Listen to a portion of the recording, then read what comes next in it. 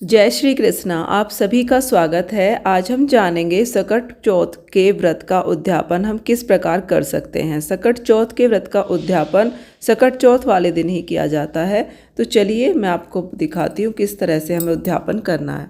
सबसे ज़रूरी चीज़ इसमें होती है तिल। तो देखिए हमें तिल ज़्यादा से लेकर रख लेने हैं और तिल से हमें बनाना है तिलकुट। तिलकुट यानी कि तिल को भून लें, पहले भूनने के बाद अच्छे से पीस कर उनको, और फिर उसमें कोई भी बूरा वगैरह आप मिला लीजिए और आप तिलकुट बना लीजिए।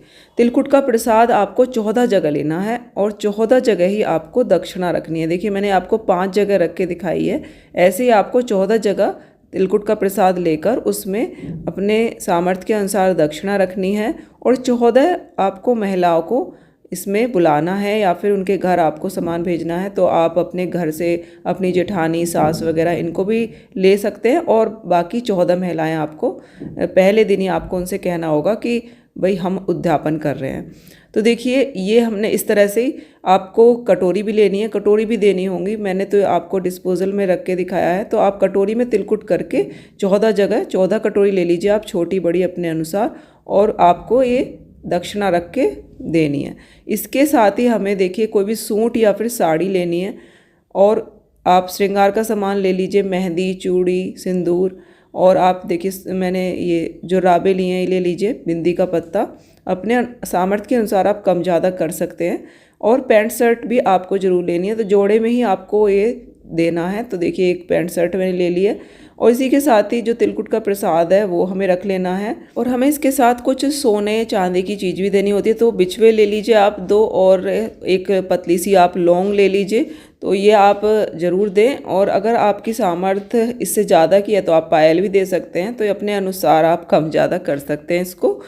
इसके साथ हमें कुछ खाने का सामान ज़रूर लेना है। तो देखिए मैंने मूंगफली ले ली है, इसकी जगह लड्डू ले सकते हैं या फिर कुछ भी मठरी वगैरह हम ले सकते हैं, जो भी आप देना चाहें। तो साथ में कुछ खाने का भी सामान ज़रूर दे दें।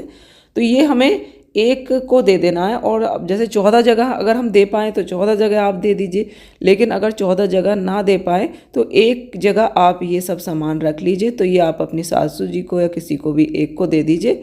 और बाकी जो 13 जने बचे हैं उनके लिए आप एक शॉल या फिर चुनरी इस तरह से कुछ भी ले सकते हैं। उसके साथ एक बिंदी का पत्ता और एक मेहंदी ले लीजिए, और जो तिलकुट का प्रसाद है वो आप रख लीजिए। खाने की जो एक चीज़ हमने ली है वो भी इसके साथ रख लीजिए। तो बाकी 13 जो जनी है उनको आप ये दे सकते हैं।